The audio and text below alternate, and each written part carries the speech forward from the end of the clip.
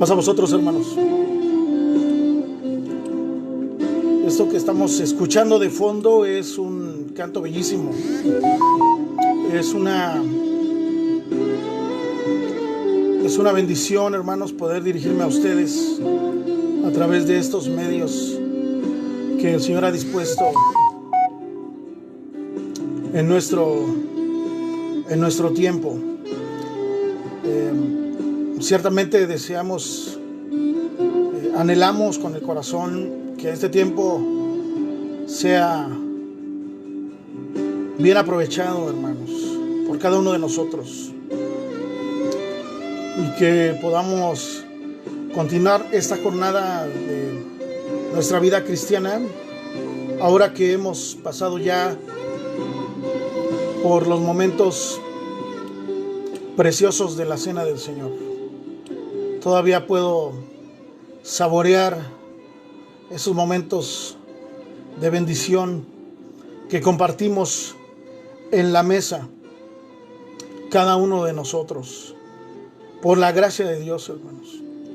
Fue una cena como nunca antes la habíamos vivido, pero también fue como volver al origen.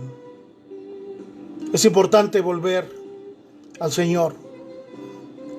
Es importante volver a la palabra del Señor. Así que reconocemos que el Señor nos ha amado de tal manera que envió a su Hijo al mundo, no para condenar al mundo, dice la Escritura, sino para que el mundo fuera salvo por él. De tal manera amó Dios al mundo que dio a su Hijo unigénito para que todo aquel, hermanos, que en él cree, no se pierda, sino que tenga vida eterna. Amén. Antes de meditar, hermanos, en la palabra del Señor, yo quiero invitarles a que podamos entonar una alabanza. Se titula Temprano yo te buscaré.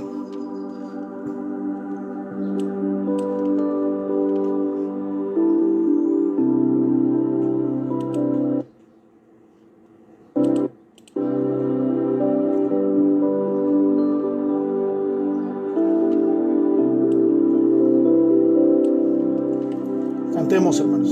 Temprano yo te buscaré, de madrugada yo me acercaré a ti. Mi alma te anhela y tiene sed para ver tu gloria y tu poder. Mi socorro has sido tú, y en la sombra de tus alas yo me gozaré. Mi alma está pegada a ti, porque tu diestra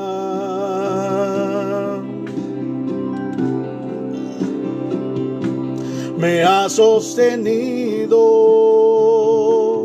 Oh, tu diestra me ha sostenido.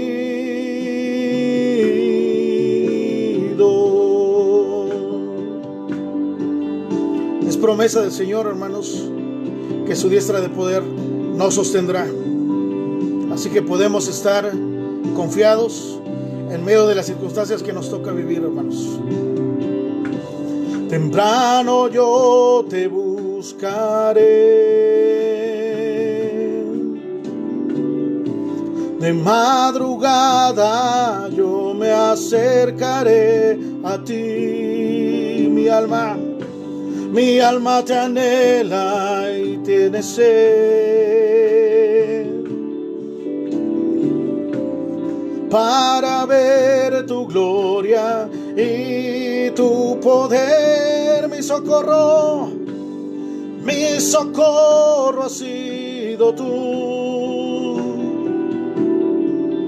y en la sombra de tus alas yo me gozaré. está pegada a ti, porque tu diestra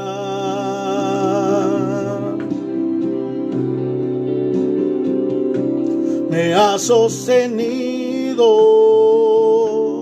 oh, tu diestra me ha sostenido,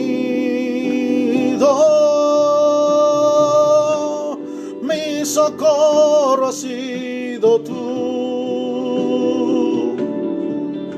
y en la sombra de tus alas yo me gozaré, oh, mi alma está apegada a ti,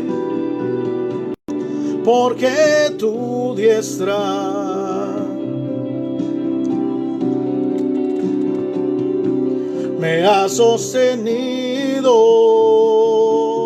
oh, tu diestra me ha sostenido.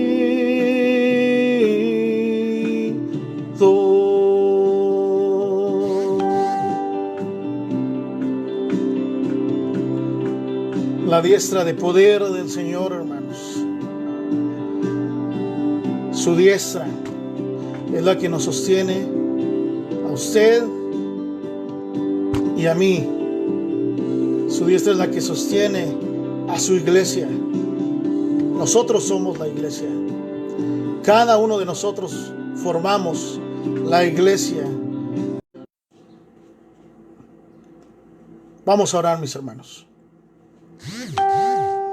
Padre, en el nombre de Cristo Jesús, elevamos nuestra oración en esta tarde de este día de reposo, este hermoso sábado que has preparado para nosotros, porque tu palabra dice, Señor, que el sábado fue hecho por causa del hombre y no el hombre por causa del sábado. Así que te agradecemos, Señor, que en nuestros hogares nos permita reunirnos a través de este medio que es de alcance mundial. Que tu nombre sea glorificado, que tu iglesia sea edificada y que podamos, Señor, meditar en tu palabra en esta tarde bajo la dirección de tu Espíritu. Te lo pedimos, Señor, que bendigas a cada uno de los que está escuchando esta señal. Ahí donde se encuentran, Padre, podamos todos juntos recibir palabras de parte tuya. Te lo pedimos con humildad en el nombre de Cristo Jesús. Amén. Muy bien, mis hermanos. Para hoy vamos a meditar en una porción de la Escritura que se encuentra en el libro del profeta Oseas. El texto con el que vamos a iniciar en esta tarde este mensaje se encuentra en Oseas capítulo 5, versículo número 15. Oseas 5:15. Dice así: andaré y volveré a mi lugar. Es el Señor nuestro Dios el que está hablando, hermanos. Andaré y volveré a mi lugar hasta que reconozcan su pecado y busquen mi rostro. Y lo que sigue, hermanos, es lo que le da el título a este mensaje. En su angustia me buscarán. Amén. Así dice la palabra del Señor. Hermanos, este mensaje Dios me lo dio hace ya varios años. Yo lo inicié hace varios años, pero no lo terminé. No lo terminé de desarrollar. Así como tengo muchos otros por la gracia de Dios. Pero mirando las situaciones, hermanos, que nos acontecen en este tiempo presente, yo sentí, hermanos, que era ya de parte de Dios concluirlo y también predicarlo. Hemos estado recibiendo palabra de Dios a través de nuestro hermano Mauricio, obrero de nuestra iglesia, y estamos, hermanos, teniendo la oportunidad de compartir esta serie de Ruth, que tanta bendición ha traído a nuestra vida y que lo seguirá haciendo por la gracia de Dios. Cómo Dios va, hermanos, entretejiendo la historia y cómo Dios nos da la gracia para poder realizar estas actividades en conjunto, hermanos. En el primer mensaje que compartí hace ya un par de semanas, hablé, hermanos, acerca de la soberanía de Dios. Hice énfasis, hermanos, en que Dios tiene absolutamente todo bajo su control y que Él tiene propósitos para cada uno de nosotros. Como dijo un hombre llamado A.W. Pink hace ya algunos cientos de años, hermanos, A.W. Pink, hablando de la soberanía de Dios, dijo lo siguiente, hermanos: hablar de la soberanía de Dios es afirmar que Dios es Dios, que Él hace lo que quiere, cuando quiere, dónde quiere, cómo quiere y con quien quiere. No encontré yo una mejor definición, hermanos, acerca de lo que es la soberanía de Dios. Es decir, Él hace lo que quiere hacer y no tiene por qué explicar absolutamente ninguna cosa a ninguno de nosotros. En el segundo mensaje, que fue la semana anterior, el Señor me permitió compartir con ustedes que nuestra fe debe ser probada. En este sentido, hermanos, el pastor Paul Tripp comenta que la gracia de Dios te llevará a dificultades, pero no para destruirte, sino para madurarte, para purificarte y para reemplazar la autosuficiencia con la alegre dependencia, la entrega y la adoración a Dios. Así es, hermanos. Efectivamente, Dios prueba nuestra fe para que podamos desarrollar carácter y también podamos desarrollar madurez en Él. Así que en esta oportunidad de meditar a través de este medio, quiero hablar acerca de la angustia. En tu angustia me buscarás. Quiero hablar de cómo Dios usa la angustia para hablar a nuestro corazón en estos tiempos. Primero hablemos, hermanos, acerca del olvido de Dios. La humanidad olvidándose de Dios. Esta semana leí una publicación, hermanos, en las redes sociales, donde alguien se preguntaba, ante la pandemia que vivimos actualmente, bueno, ¿dónde está Dios? ¿Dónde está Dios? Y la respuesta era exactamente donde lo dejaron, fuera de sus vidas. Y eso es cierto, pero solo en cierto sentido, solo en cierta medida, porque yo respondía en esa publicación: Dios está donde siempre ha estado, sentado en su trono, en control de todo, hermanos. Es verdad, por otro lado, que el ser humano le ha dado la espalda a Dios. Un amigo cercano, a quien yo aprecio en el Señor, un hermano, en esta semana me enviaba un artículo de un periódico que hablaba acerca de lo que está sucediendo. Por supuesto, este artículo fue redactado por una persona que no es creyente y hablaba acerca del efecto boomerang, que la tierra, decía el articulista, la madre tierra, la madre naturaleza, se está vengando, está tomando revancha de lo que el ser humano le ha hecho desde hace ya muchos años. La destrucción, la aniquilación que el hombre ha hecho a la creación de Dios, ahora se ha revertido y ahora es la naturaleza la que azota con fuerza al hombre, destruyéndolo y minándolo. Como ya dije, esto fue escrito por una persona que no cree en Dios, pero nosotros que creemos en Dios, hermanos, sabemos que lo que está sucediendo obedece a los propósitos de Dios y está íntimamente ligado, hermanos, íntimamente entrelazado con nuestra soberbia, con nuestra necedad, con nuestra rebeldía.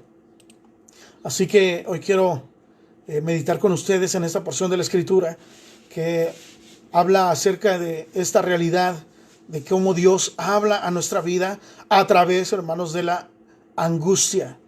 A través de la angustia. Los profetas eran siervos de Dios, eran varones que Dios elegía de diferentes estratos sociales, con un diferente trasfondo, con un diferente grado académico, si pudiéramos llamarlo así, una distinta preparación, pero que cumplían los propósitos de Dios. El propósito principal era hablar con el pueblo para hacer entender a la voluntad divina de parte del Dios verdadero. Así pues, la función del profeta, hermanos, era trascendental porque era el medio que Dios utilizaba para hablar a su pueblo Israel. A través de esto, Dios daba a conocer su voluntad, y con frecuencia el llamado de Dios para el pueblo de Israel era un llamado de arrepentimiento por haber dejado de lado los preceptos de Dios, por haberlo ofendido de una manera franca, de una manera deliberada y también de una manera reiterativa.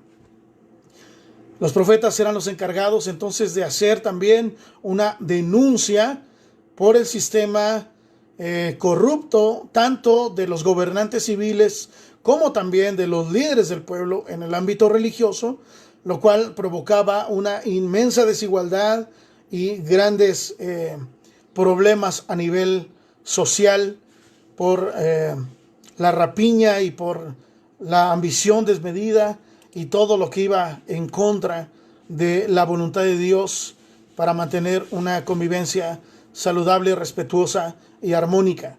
Es interesante entonces, hermanos, considerar que el libro de Oseas fue escrito principalmente como un mensaje de juicio al reino del norte, porque para el tiempo de Oseas, siglo 7 antes de Cristo, ya estaba dividido el reino en el reino del norte, cuya capital era Samaria, y en el reino del sur, que la capital era Jerusalén. Y entonces existe esta denuncia hacia el reino del norte por la decadencia precipitada que propició después la toma de esa parte de Israel por los asirios.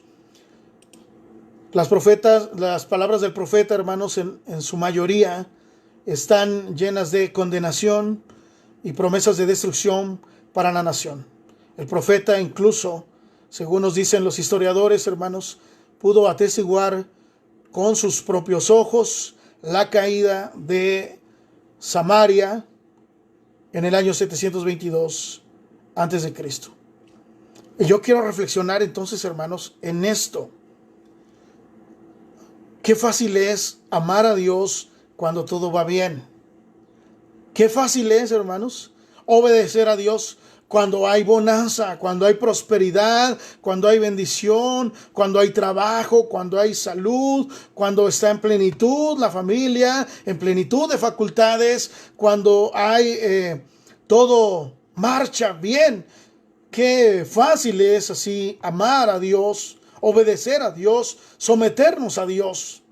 Yo le he repetido a mi amada congregación una y otra vez que si hay algo, hermanos, que caracteriza a la sociedad, al ser humano e incluso a la iglesia, es la ingratitud. La ingratitud. Con demasiada frecuencia, el hombre se olvida de Dios, de lo que Dios ha hecho y de lo que Dios es. Con mucha frecuencia nos olvidamos de esto. No es exclusivo, hermanos, de los inconversos. Eso también sucede entre los creyentes. Y para muestra baste este pasaje. Deuteronomio capítulo 6, versículo de 10 al 24. Es una porción extensa de la Escritura, pero quiero resaltar algunos momentos que están relatados aquí que nos hacen corroborar que es muy fácil olvidarse de Dios cuando las cosas marchan bien. Yo dije que es fácil amar a Dios, pero no amar a Dios en términos de sujeción a Él, de obediencia, de búsqueda de la santidad, sino más bien creyendo que Dios es un accesorio más, porque lo que hemos logrado, lo que tenemos, lo que disfrutamos, lo tenemos gracias a nuestro propio esfuerzo, a nuestro propio trabajo, a nuestros talentos, a nuestras capacidades. Y cuando el Señor habla con el pueblo, en esta porción que he mencionado en Deuteronomio capítulo 6, les dice lo siguiente: cuando Jehová, tu Dios, te haya introducido en la tierra que juró a tus padres, Abraham, Isaac y Jacob, que te daría en ciudades grandes y buenas que tú no edificaste, y casas llenas de todo bien que tú no llenaste, y cisternas cavadas que tú no cavaste, viñas y olivares que no plantaste, y luego que comas y te sacies. Cuídate, dice Dios, cuídate de no olvidarte de Jehová, que te sacó de la tierra de Egipto, de casa de servidumbre. ¿Qué está diciendo el Señor? Va a llegar el momento en que yo voy a cumplir mi palabra y te voy a llevar a la tierra que yo le juré a tus padres. Tierra que fluye leche y miel. Tierra que no te costó. Tierra que tú no trabajaste para que disfrutes de todo lo que ahí se da, aunque tú no hiciste nada para obtenerlo.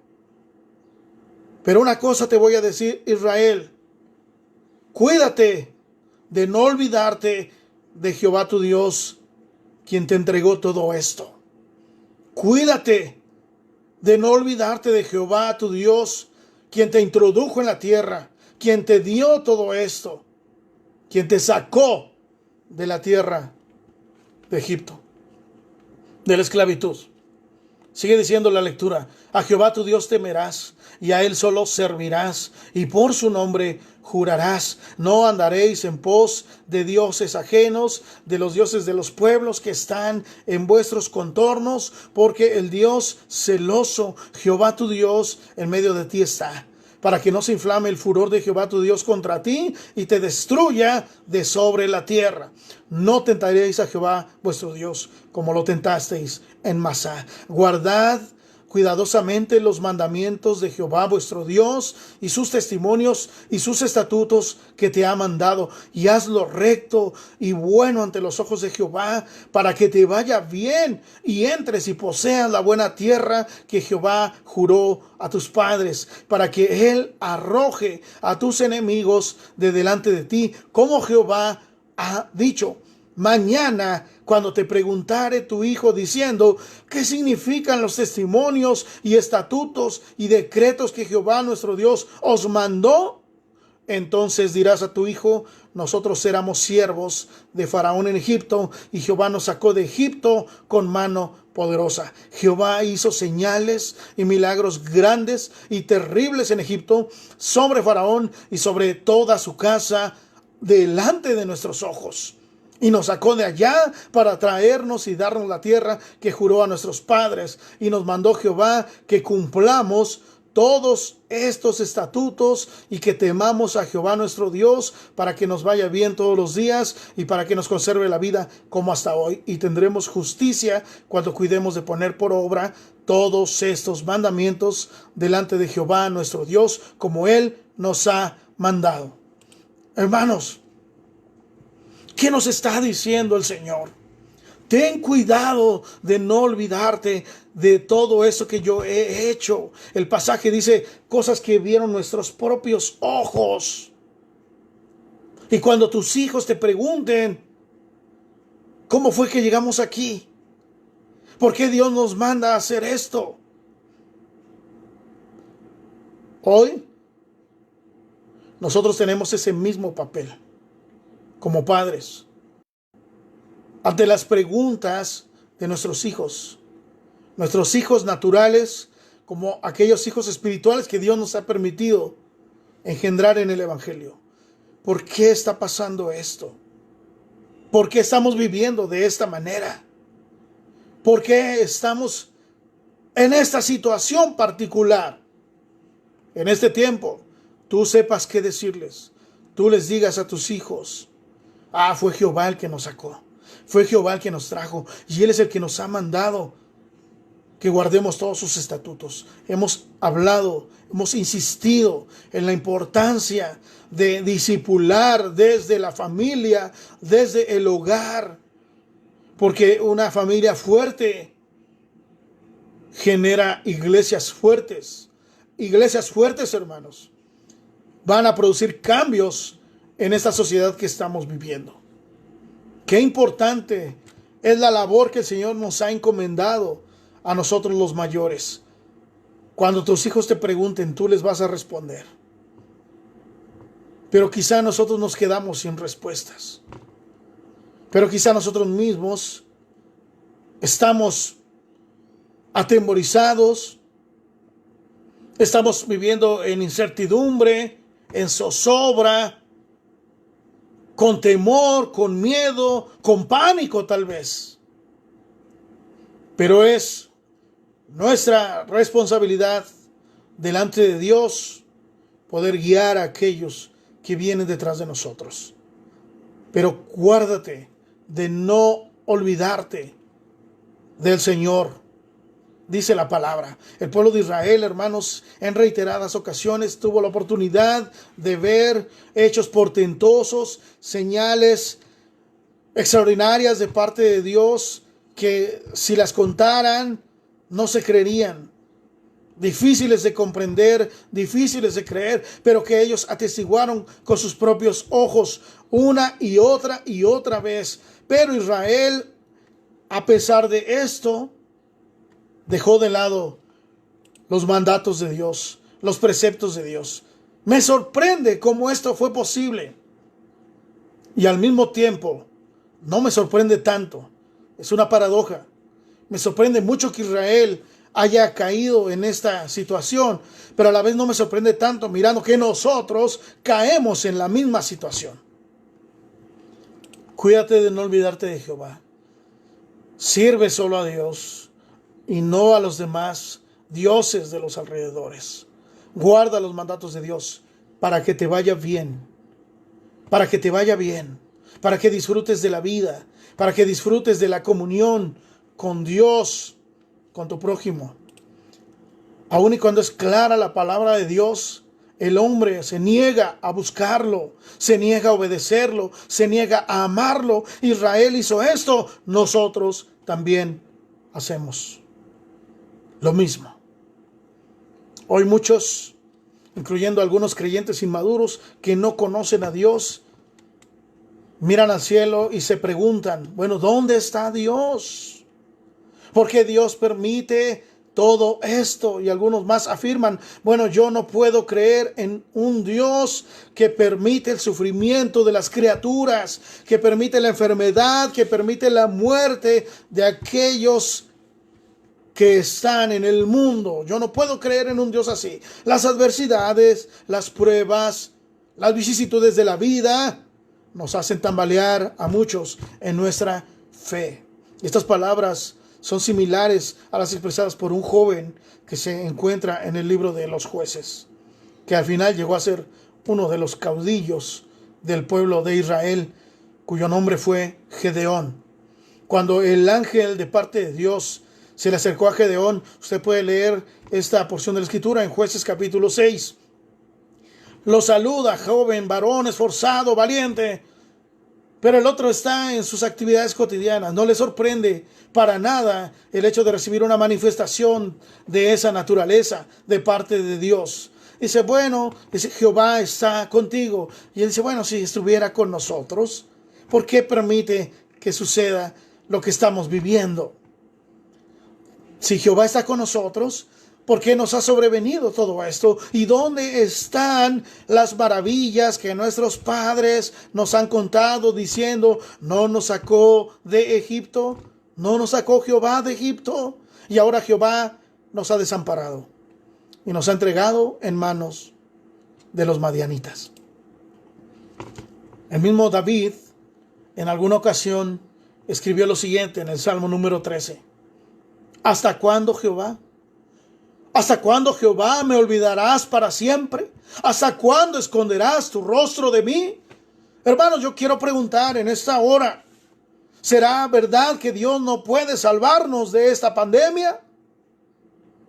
¿Será que Dios no puede escucharnos? ¿Será que Dios, hermanos, está atado de manos ante esta situación que está viviendo el mundo? Isaías capítulo 59, Versículos del 1 al 2 dice: he aquí, no se ha cortado la mano de Jehová para salvar, ni se ha agravado su oído para oír, pero vuestras iniquidades han hecho división entre vosotros y vuestro Dios, y vuestros pecados han hecho ocultar de vosotros su rostro para no oír. Dios sigue presente. Dios sigue en control de todo. Dios es el Dios de la historia. Dios es el Dios todopoderoso. Entonces, ¿dónde está Dios? Dios está donde siempre ha estado, sentado en su trono, en control de todo, reinando en la eternidad. Sin embargo, el pecado del ser humano, como hemos leído en Isaías, ha hecho que Él esconda su santo rostro y que hoy estemos, hermanos, cosechando el fruto de nuestra desobediencia. No erréis, dijo el apóstol Pablo a los Gálatas. Todo lo que el hombre siembra, eso también cosechará. Spurgeon, hermanos, quien es conocido como el príncipe de los predicadores, dijo lo siguiente respecto a la soberanía de Dios: cuando estás pasando a través de una prueba, la soberanía de Dios es la almohada en la que descansa tu cabeza. Yo sé que hoy muchos incluso ya no han podido dormir. ¿Por qué, hermanos? ¿Por qué les ha dado insomnio? ¿Por qué algunos presentan ansiedad? ¿Por qué algunos presentan trastornos?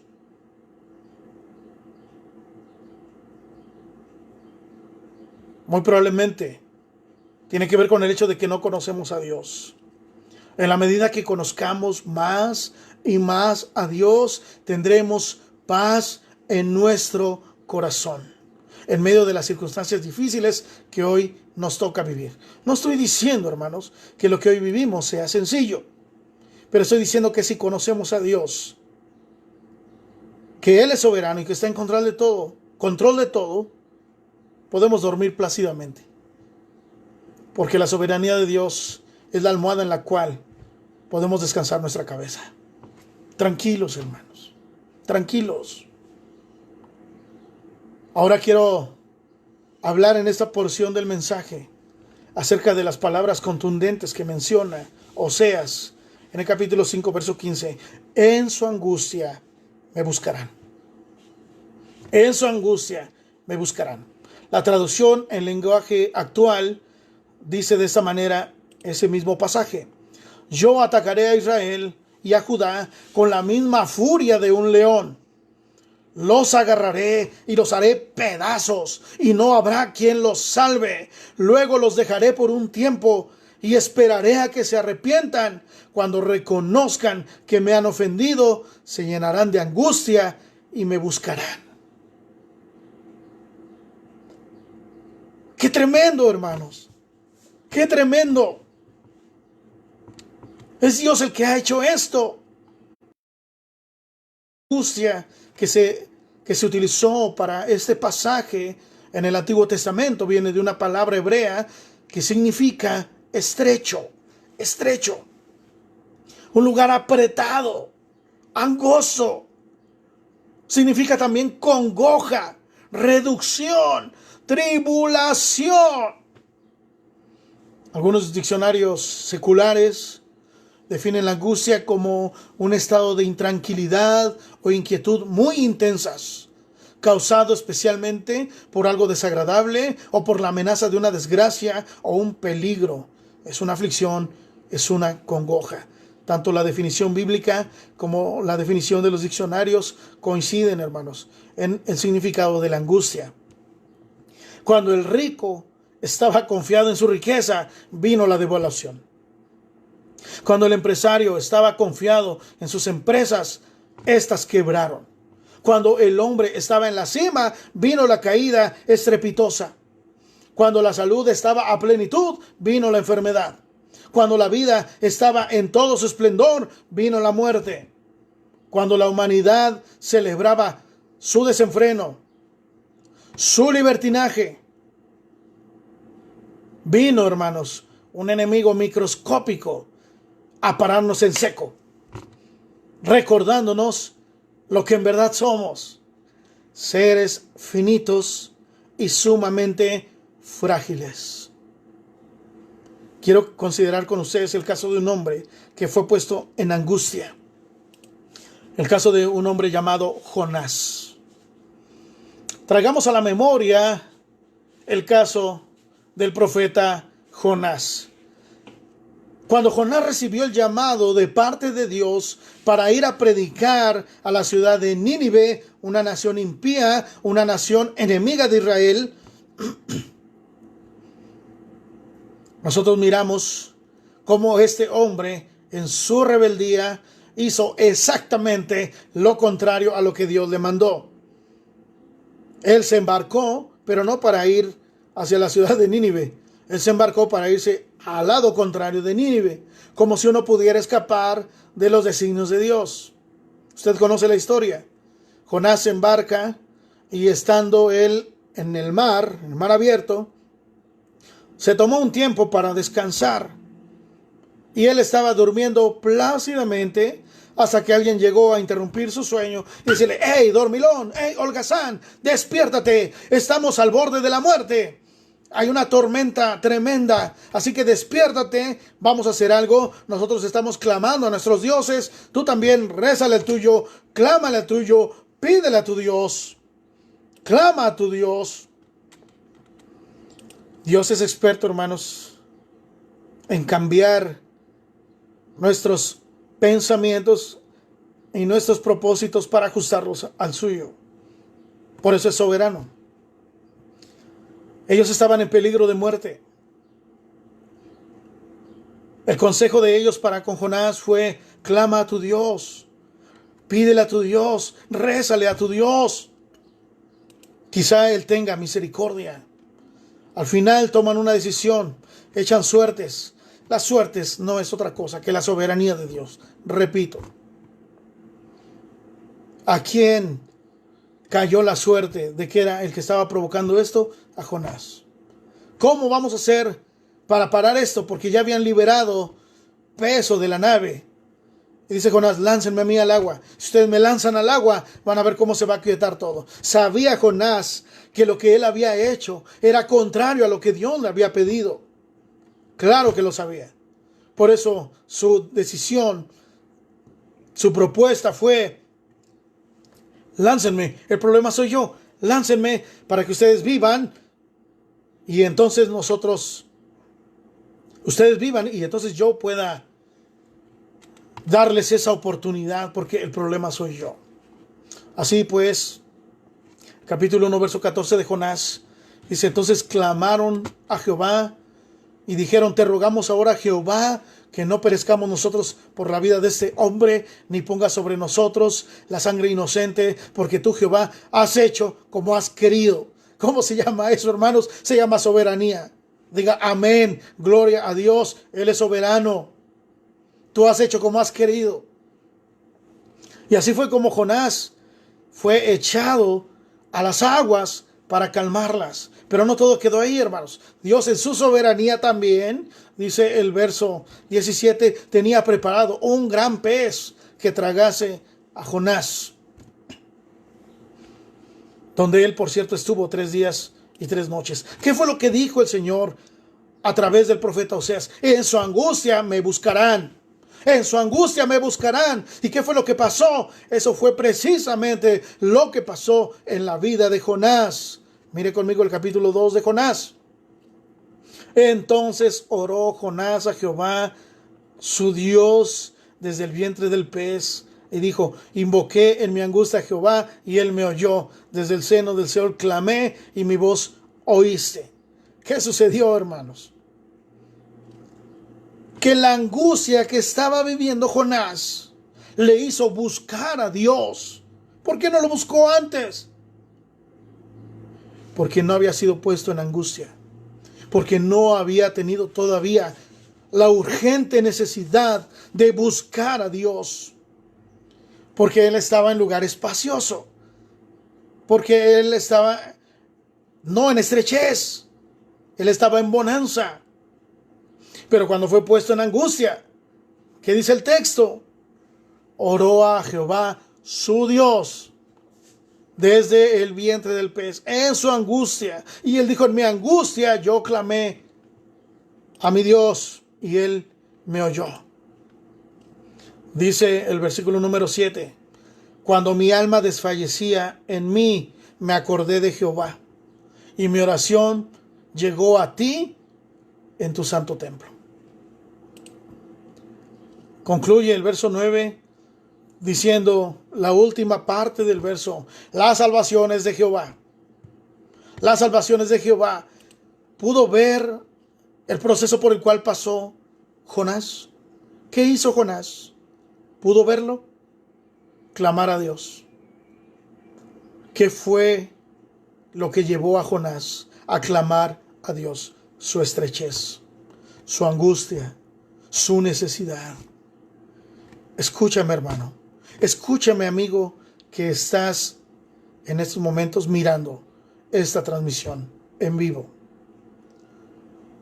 Dios permitirá que pases por angustia. Dios permitirá que estés en angustia, porque Él sabe que cuando tú estés en esa condición, tu corazón se volverá a Él y tu terquedad será reemplazada por la humillación y el ego con el que te has conducido será derribado por completo. Lo digo para ti y lo digo también para mí. Cuando se hace el recuento de lo que Dios hizo en la vida de Israel, llegamos al libro de los Salmos y muchos de estos salmos recogen las experiencias vividas durante el tiempo del peregrinaje en el desierto. Y en el Salmo número 78, versículo número 34, dice lo siguiente. Presta atención porque esto es impresionante. Si los hacía morir, entonces buscaban a Dios. Entonces se volvían solícitos en busca suya. ¿Cómo la Biblia nos enseña que la angustia en muchas ocasiones nos provoca a que busquemos a Dios? En este pasaje nosotros logramos ver cómo Dios permite que su pueblo atraviese por momentos difíciles con el solo propósito, con el único propósito de que su pueblo vuelva a Él, de atraerlo a Él. Él sabía que en su angustia el pueblo clamaría a Él. Solo cuando estamos al borde de la muerte es cuando nuestras súplicas se vuelven más intensas,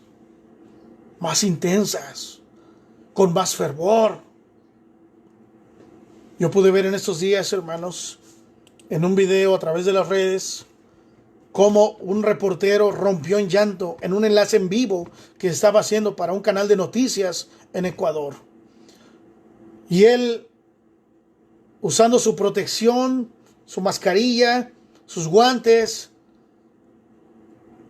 rompe en llanto. Porque la situación que están viviendo en ese país es terrible a causa de este virus. Y entonces el que estaba llevando el programa, el titular del programa en el estudio, dice, bueno, le ganó su emoción. Él también es un ser humano. A veces se nos olvida que las personas que transmiten las noticias son seres humanos también.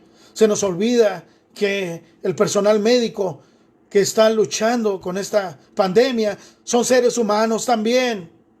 Y yo veo agresiones y yo veo cómo los atacan y yo veo cómo los insultan, cómo les niegan los favores. Algunos han tenido que dejar incluso su casa. No estamos actuando con sensatez como sociedad. Veo a algunos también tentando a Dios. Cuando en el texto que revisamos en Deuteronomio al principio del mensaje decía, no tentarás a Jehová como lo tentó tus padres en Masá. Tú no lo vas a hacer. No pasa nada. No hay problema. Nunca hay problema hasta que nos sucede a nosotros. Con cuánta razón un predicador dijo, nos encanta la historia de Job, hasta que nos toca ser Job.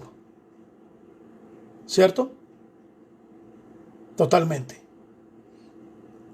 He visto también, hermanos, imágenes de personas que se han organizado y en la calle han doblado sus rodillas y han clamado a Dios para que esto se detenga. Líderes de naciones, incluso presidentes, pidiéndole a la gente no solamente que se resguarde en su casa, sino que también rece a Dios, que le clame a su Dios para que esto cese.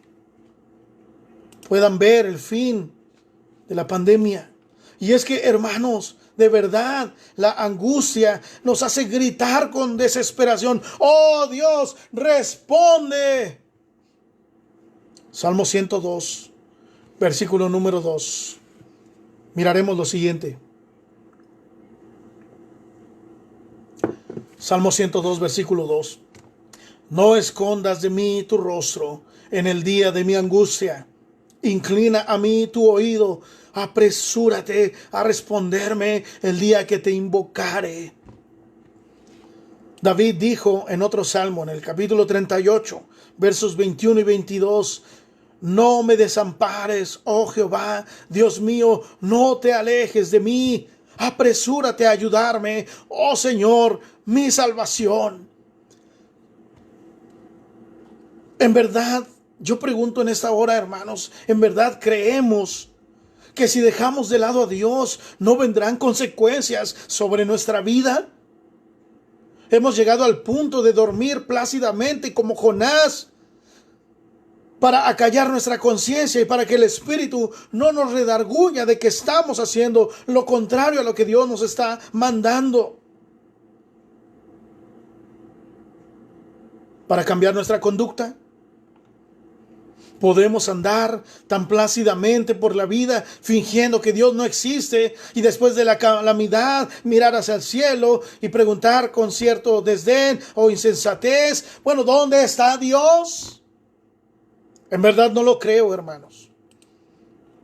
Hoy el Señor nos tiene, por así decirlo, dentro de un gran pez, en el vientre de un pez. El Señor nos tiene en angustia. Y nos tendrá en angustia hasta que reconozcamos nuestro pecado. En tanto no confesemos nuestras rebeliones, nuestros delitos y pecados, Dios estará como ausente. Dios estará como ausente. Por eso Oseas 5:15 dice, andaré y volveré a mi lugar hasta que reconozcan su pecado y busquen mi rostro. En su angustia me buscarán. Hermanos, es tiempo de buscar el rostro de Dios. Es tiempo de volvernos a Dios. Es tiempo de buscarlo mientras puede ser hallado. Consideremos el resto del relato de Jonás. El profeta pasó muy pronto de la comodidad de un sueño placentero en un barco a la estrechez en el vientre de un gran pez. Así vienen las angustias, hermanos. Así vienen las angustias a nuestras vidas, de manera intempestiva muchas veces, inesperadas, diría yo.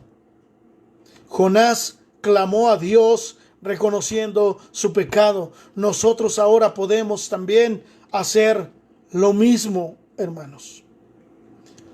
Por eso, en el relato de Jonás que leímos hace un momento en el capítulo 2, en el versículo 3 dice, me echaste a lo profundo en medio de los mares y me rodeó la corriente. Todas tus ondas y tus olas pasaron sobre mí. Entonces dije, desechado soy de delante de tus ojos, más aún veré tu santo templo. Las aguas me rodearon hasta el alma, rodeóme el abismo, el alga se enredó a mi cabeza, descendí a los cimientos de los montes, la tierra echó sus cerrojos sobre mí para siempre, mas tú sacaste de la sepultura, oh Jehová, Dios mío, mi vida.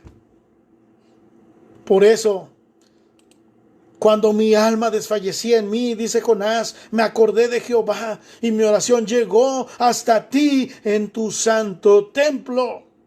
Los que siguen vanidades ilusorias, su misericordia abandonan. Mas yo con voz de alabanza te ofreceré sacrificios, pagaré lo que prometí. La salvación es de Jehová. Amén, hermanos. Yo soy testigo de muchas personas que recibieron bienes de parte de Dios, pero cómo pasó la crisis, pero cómo pasó la angustia, pero cómo se curó la enfermedad, pero cómo se obtuvo trabajo, pero como todo se arregló, se alejaron de Dios y no cumplieron sus promesas. De ahí que la Escritura dice, si has prometido algo al Señor, guárdate de cumplirlo. Porque si no lo vas a cumplir, mejor no lo prometas. Yo escuché a muchos decir, no, ahora sí, este año, primero Dios, no voy a faltar a los servicios. Fueron los primeros en faltar. No, ahora sí voy a llegar temprano. Fueron los primeros en llegar tarde. No, ahora sí voy a amar mejor a mi familia. Fueron los primeros en violar esas promesas, en incumplir esas promesas. Y ahora la familia está sufriendo. No, ahora sí me voy a acercar a Dios. Y no se acercaron. Pagaré lo que prometí, dijo Jonás. La salvación es de Jehová. Cuando reconoció sus pecados, cuando reconoció su rebelión, cuando reconoció que deliberadamente había hecho lo opuesto a lo que Dios le había mandado, entonces Dios ordenó. Hermanos, de verdad, yo me impresiono entre más abundo en el conocimiento de la palabra de Dios. Y por su gracia Él me revela su escritura. Yo me sorprendo más, porque el texto dice, y mandó Jehová al pez y vomitó a Jonás en tierra.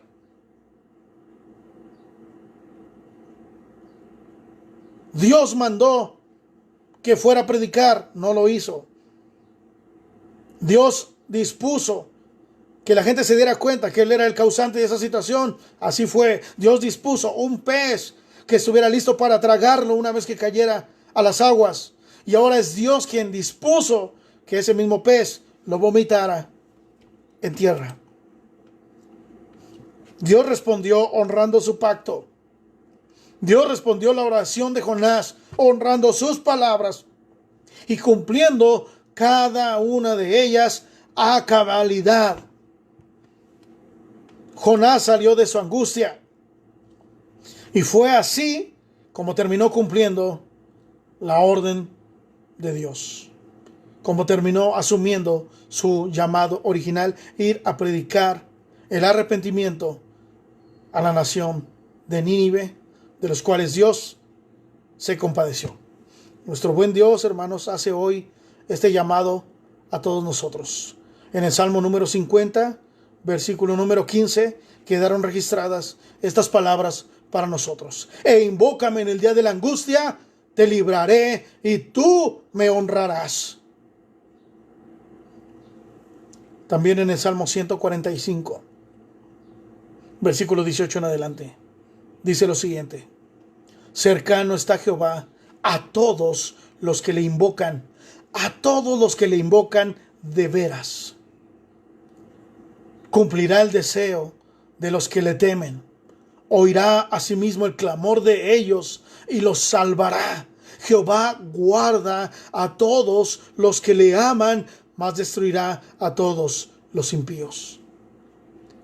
Cercano está Jehová a todos los que le invocan, pero que le invocan de veras. Que le invocan de corazón. Que le invocan con sinceridad. Que reconoce su condición. Y Él está atento a escuchar el clamor de ellos para cumplir su deseo. Veamos ahora lo que sucedió en el caso de Oseas. El llamado de Dios al pueblo de Israel a través del profeta Oseas tiene que ver con el amor constante de Dios por su pueblo. Dios se asume como el esposo amante fiel, cuidador, protector, proveedor de su amada, que en este caso es el pueblo de Israel, con la figura de la esposa. Pero ¿qué hace esta esposa? Fornicar con todos aquellos que se ponían frente a ella. En esta figura que Dios utiliza del pueblo de Israel, compara a su esposa no como una esposa fiel, amorosa, sino más bien con una prostituta que se entrega a cualquiera sin reparo alguno, sin temor alguno. Debajo de los árboles, dice, te acostaste con tus amantes. Y utiliza una figura de verdad, hermanos, que es muy expresiva. Porque la idea es, abriste tus piernas para recibir a cualquiera. Es tremendo lo que nosotros miramos en el libro del profeta Oseas. Israel le dio la espalda a Dios. Israel adoró a otros dioses. Israel puso su confianza en las alianzas con los pueblos de alrededor, porque eran poderosos, porque eran numerosos, porque tenían ejércitos muy grandes, pueblos muy fuertes. Afrentando con esto al Dios verdadero, que prometió pelear sus batallas, que prometió velar por ellos, que prometió que nada les iba a faltar. Es a este pueblo a quien el profeta hace un llamado divino, fuerte, pero que también está cargado de amor inagotable. Por eso el capítulo 6, versículo 1 de Oseas, dice, venid y volvamos a Jehová, porque Él arrebató. Así lo dijo en el verso anterior, en el capítulo anterior. Yo los voy a atacar, yo los voy a despedazar, yo los voy a dejar hechos trizas. Después me voy a retirar para que ellos piensen en lo que han hecho, se arrepientan de su pecado y en su angustia me busquen. Y ahora la invitación de parte de Dios en el capítulo 6, verso 1 es, venid y volvamos a Jehová, porque Él arrebató y Él nos curará, hirió y nos vendará. Por eso Jonás dijo, la salvación es de Jehová. Por eso David dijo, tú eres el Dios de mi salvación. Fuera de Dios no hay salvación. La gente está preocupada por un virus que mata a mucha gente, pero no está preocupada por morir sin Cristo. La gente está preocupada porque mucha gente está muriendo, pero la gente no está preocupada de que las personas también estén muriendo de muchas otras cosas, no solamente de este virus. Hay mucha gente muriendo de otras causas. Y Dios, que está en control de todo, hermanos, ya dispuso un límite para nuestra vida. Nadie pasará el límite que Dios ha puesto para sus días en esta tierra. Pero nos incomoda, nos molesta o nos espanta, nos indigna incluso que esta gente se muera por esta enfermedad, siendo que está muriendo mucha gente por otras causas. Pero reitero, lo más triste de todo esto es que la mayoría no se arrepiente y muere en sus delitos y pecados. Pero Oseas reconoce, es Él el que arrebató, es Él el que nos puede curar, es Él el que nos hirió, es Él el que nos puede vendar para sanar la aflicción, la angustia que Dios produce en sus hijos, es para que éstos vuelvan a Él. Debemos sentirnos bienaventurados de que Dios nos ame con esa clase de amor y nos siga llamando a Él, de que Dios nos provoque, de que Dios nos ocasione, de que Dios nos inflija este dolor, hermanos. El libro de Job, capítulo 5, versos 17 y 18, dice así: He aquí, bienaventurado es el hombre a quien Dios castiga. Por tanto, no menosprecies la corrección del Todopoderoso. Porque Él es quien hace la llaga y Él la vendará. Él hiere y sus manos curan. Es Él, hermanos, el que ha permitido que todo esto suceda en este tiempo para que volvamos a Él, para que regresemos a Él. Hoy es día de regresar a Dios.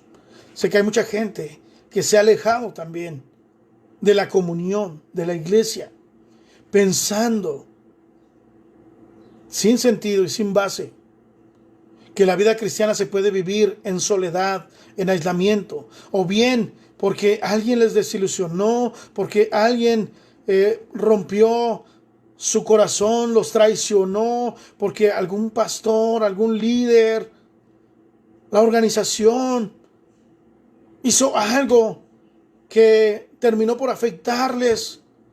Quiere decir que no se arraigaron en el Señor Jesús, que no echaron raíces profundas en el Señor Jesús. De tal manera que cuando vino el tiempo de prueba, de dificultad, de adversidad, fueron arrebatados. Pero hoy es día de volver al Señor. A ti te estoy hablando, que me escuchas. Quizá no te alejaste físicamente de Dios, pero sí te alejaste en tu corazón, sí te alejaste en tu mente. Quizá llegaste a pensar, no tiene caso servir a Dios, porque si Dios existiera, ¿por qué pasa todo eso? Y si asistes a su casa, sea solo por compromiso. Pero se cumplen las palabras de Jesús. Este pueblo de labios me honra, pero su corazón está lejos de mí. Bueno, si ese es tu caso, yo te invito en el amor del Señor, regresa a Dios. Hoy hay tiempo, regresa a Dios.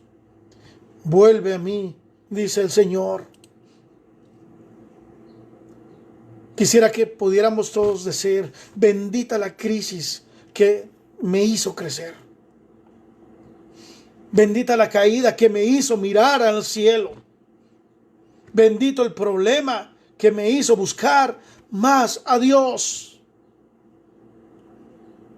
Quiero decirte, hermano, que ninguna oración proveniente de un corazón contrito y humillado será rechazada. Ninguna de estas será puesta fuera de las manos amorosas, compasivas y tiernas de nuestro buen Dios. Pero que no solo se olvide que Él también es fuego consumidor. En el trono de Dios, nuestra oración será contestada a su tiempo y de la manera que Dios así lo disponga en su soberanía. Hoy que estamos en angustia, hoy que estamos en estrechez, haremos bien en clamar a Dios. No es tiempo de persistir en la rebelión. No es tiempo de continuar en la maldad. Es tiempo de volver a Dios. Cito nuevamente a Charles Spurgeon, hermanos. El pueblo del Señor, dijo él, siempre ha encontrado lo mejor de su Dios cuando se halla en la peor de las condiciones. Él es bueno en todo tiempo, pero parece dar a conocer su mejor expresión cuando los suyos están en su peor momento. Creo, hermanos, que Dios nos metió a nuestras casas porque quería tener un encuentro más personal con nosotros, más íntimo con nosotros. Creo que la Cena del Señor, que celebramos por primera vez, como nunca en la historia de nuestra generación, en casas, tiene que ver con que Dios nos ha puesto en estrechez, con que Dios nos ha puesto en angustia, porque Él está sacudiendo a su pueblo, sacudiendo a su iglesia, sacudiendo a sus hijos, diciendo, hey, vuelve a mí, vuelve a mí. En su angustia me buscarán. Amada iglesia, llegará el momento de poder salir. Entiendo que algunos siguen afuera por causa de su trabajo, de su actividad. Y repito la invitación. Si tienen necesidad, por favor acudan con sus hermanos, acudan con un servidor. Pero Dios nos ha puesto en esta situación. Pero es temporal, hermanos. Es temporal. Recuerde que la prueba es inevitable, es temporal, es necesaria. Llegará el tiempo de poder salir. Llegará el tiempo de poder mirarnos nuevamente, de poder abrazarnos, de poder besarnos, de poder darnos un buen apretón de manos, de reír juntos, de alabar a Dios juntos, de sentarnos juntos para meditar en la palabra del Señor, de poder compartir el pan los unos con los otros como solíamos hacerlo. Llegará el tiempo de que podamos hacer eso nuevamente. Llegará el tiempo incluso de llorar juntos. A su tiempo,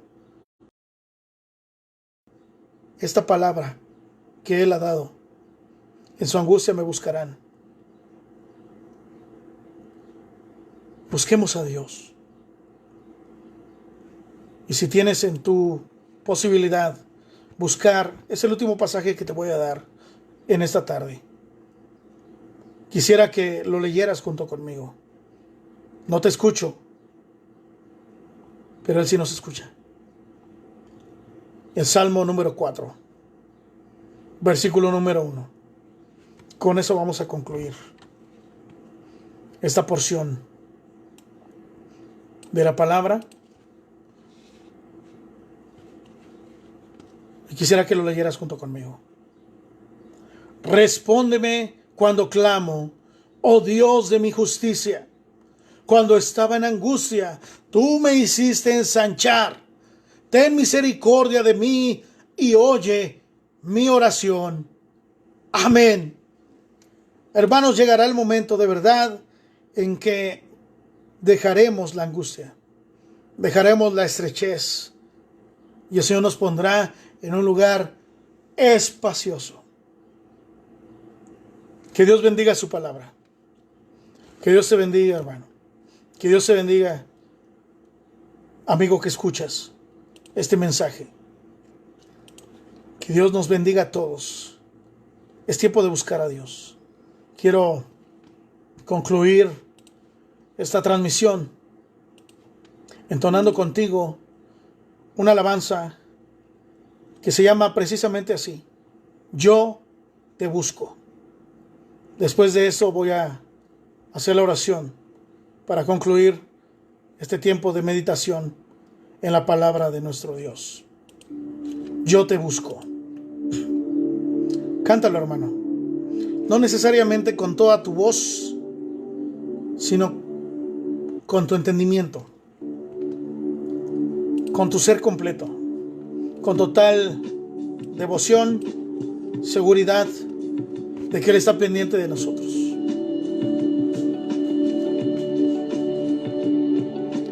Yo te busco,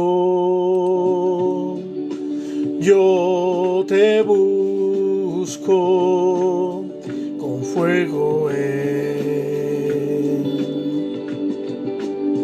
mi corazón. Yo te busco,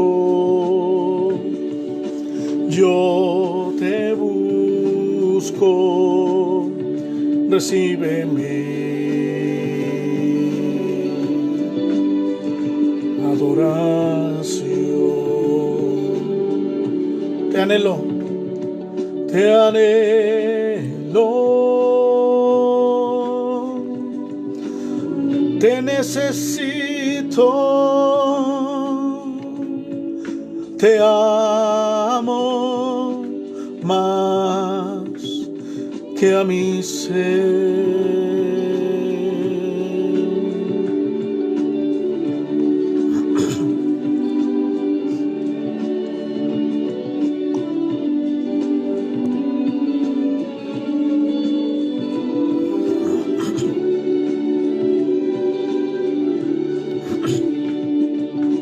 Yo te busco,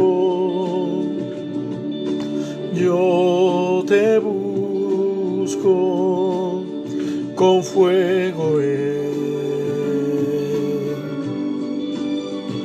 mi corazón. Yo te busco, yo te busco, recibe mi adoración. Te anhelo, te necesito, te amo más que a mi ser. Te anhelo, yo te necesito, te amo más que a mi ser, más que a mi ser, más que a mi ser.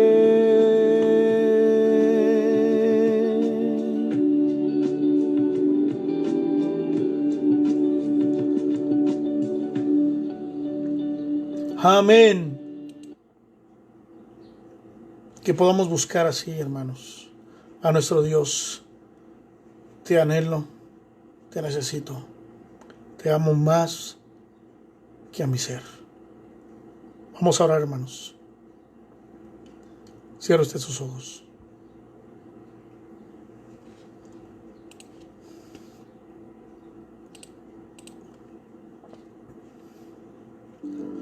Padre, en esta tarde hemos tenido la bendición, Señor, de ofrecerte este culto. Hemos tenido la oportunidad de buscarte. Hemos tenido, Señor, la oportunidad de meditar en tu palabra. Cuánta falta nos hace, Señor, conocerte más y más. Decía David, este conocimiento es tan maravilloso que no puedo comprenderlo. Es demasiado para mí. Señor, queremos pedirte que bendigas a tu pueblo. Bendice, Señor, a tu iglesia. Bendice, Señor, los hogares de tus hijos. Hogares donde se llevan a cabo cultos devocionales, donde se involucra la familia, donde se predica tu nombre. Bendice, Señor, el esfuerzo tan grande de los pastores y de nuestras autoridades nacionales y de otras partes de nuestro país y fuera incluso de nuestro país, que transmiten, Señor, la escuela sabática, el mensaje a las sociedades, predicaciones, alabanzas. Es tiempo de buscar tu rostro. Cuando estaba en angustia, dice tu palabra, clamé a ti y tú oíste mi voz y me llevaste a un lugar espacioso. Por eso, Señor, queremos bendecir tu nombre. Por eso, Señor, queremos reconocer que tú eres el Dios soberano, que está en control de todo y que nuestra fe está siendo probada en verdad. Pero es temporal, es pasajero. Y tú nos darás también la fuerza, la fe suficiente para ser aprobados y ser hallados más puros que el oro. Hoy queremos buscar tu rostro. Es tiempo, Señor, de buscarte. Acompáñanos. Bendice a nuestros hermanos que están en enfermedad, que están en tribulación, que están en persecución. Bendice al personal médico de salud que, arriesgando su vida, Señor, sirve a la vocación con la que los has llamado. Algunos forman parte de nuestra iglesia. Algunos hermanos tenemos ya conocimiento que han sido infectados. Padre eterno, queremos pedirte que su fe no falte, como la de la familia, como la de todos nosotros. Bendice a nuestros hermanos que salen día con día a exponerse para también llevar, Señor, el alimento, el sustento a sus hogares. Bendice a quienes están en sus hogares resguardados, cosa que también no es sencilla. Señor, mostramos sujeción a ti y mostramos sujeción a las autoridades que han sido puestas por ti también. Bendice a aquellos hermanos que se han alejado para que puedan buscar tu rostro y volver a tus caminos. Afianza la fe de tu pueblo. Bendice, Señor, a nuestra amada comunidad envillada, desde el más pequeño hasta el más grande, varones, mujeres, jóvenes, adultos. Acompáñanos, Señor. Bendícenos, Padre. Recibe la acción de gracias también, porque en este tiempo algunos han cumplido años más por tu misericordia. Te pedimos, Señor, atráenos a ti. Atráenos a ti. Queremos buscarte más y más. Te damos la gloria y la honra por Jesucristo nuestro Salvador, pidiéndote, Señor, perdones nuestros pecados, porque hasta que no confesemos, tú estarás como ausente. Bueno es haber pasado por esto para reconocerte y amarte más por sobre todas las cosas. En el nombre de Jesús, nuestro bendito, te lo pedimos. Y ahora, mis amados hermanos, que la gracia del Señor Jesucristo, el amor de Dios y la participación activa y constante de su Santo y Divino Espíritu sea con cada uno de ustedes. En el nombre de Cristo Jesús. Amén. Mis amados hermanos, les amo profundamente. Oro por ustedes y anhelo volver a ver su rostro, si no en este tiempo, en el reino preparado para nosotros desde antes de la fundación del mundo. Reciban abrazos fraternos con todo mi afecto y el de mi familia. En el nombre de Jesús, que Dios les bendiga. Paz a vosotros.